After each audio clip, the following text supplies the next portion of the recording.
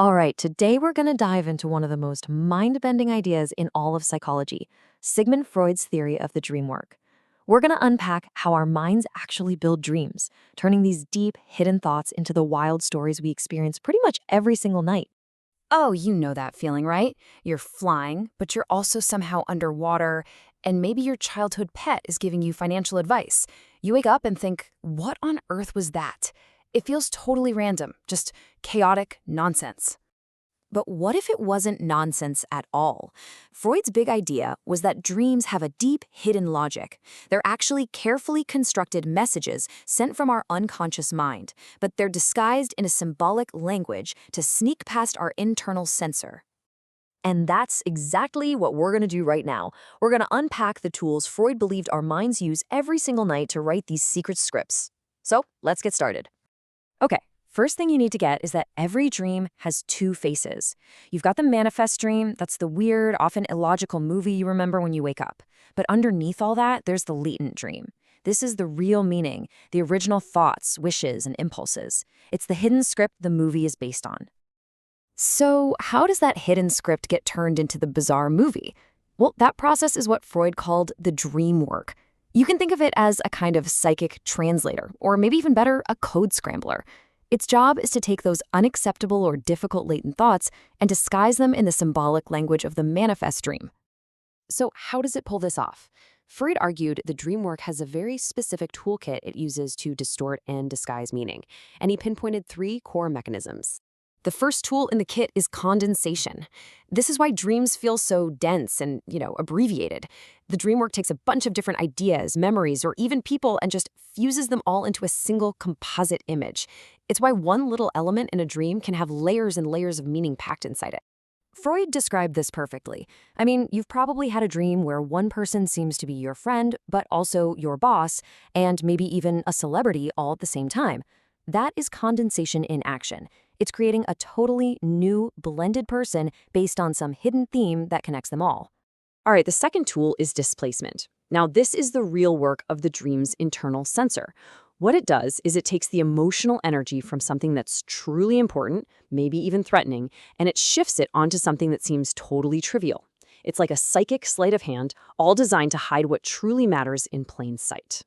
This old story just nails the logic of displacement. The guilt really belongs to the blacksmith, who's indispensable, right? But the punishment gets shifted to one of the tailors, who's expendable. The very same thing happens in our dreams. The central, anxiety-provoking thing gets hidden, while all our emotions get attached to some minor, peripheral detail. And finally, we have the third tool, the transformation of our thoughts into visual images. Honestly, this is the biggest challenge for the dream work. I mean, how do you visually represent abstract ideas or logical connections like because, if, or but? You can't just draw a picture of but. Freud's analogy of a political cartoon is just perfect here.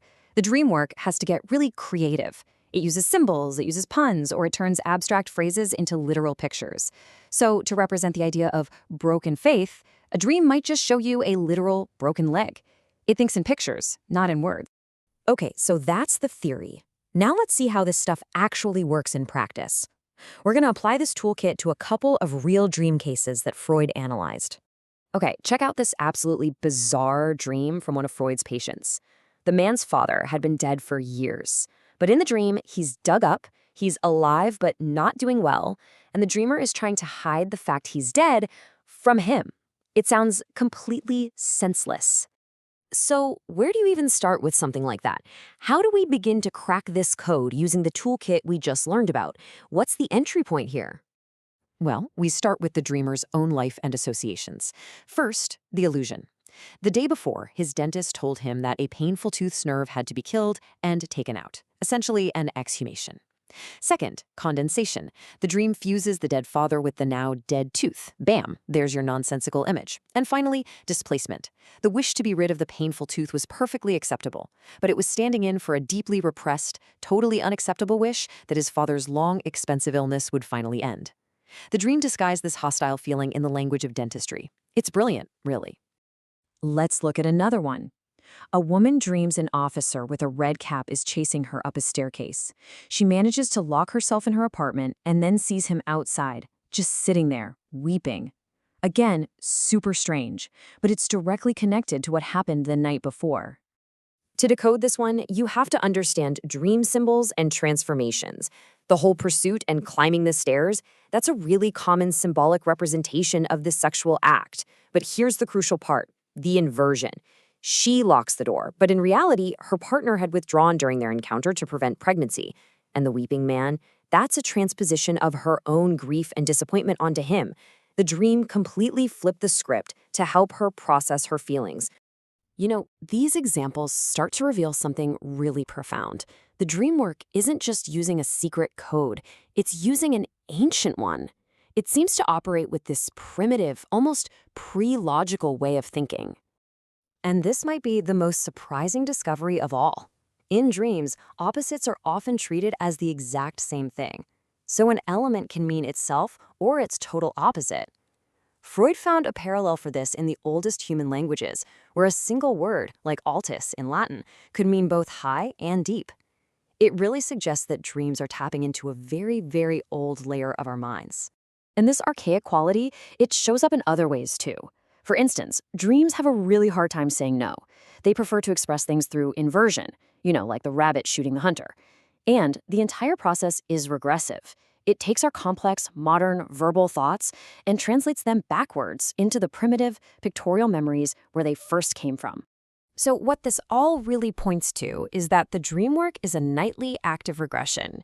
It's your sophisticated 21st century mind speaking to you in the most ancient language it knows, the language of pictures, of symbols, and of a very primitive logic.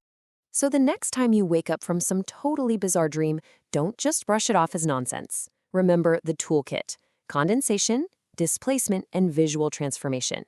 The dream work is your mind's personal nightly translator, working hard to process your deepest wishes and fears. The only question is, what is it trying to tell you?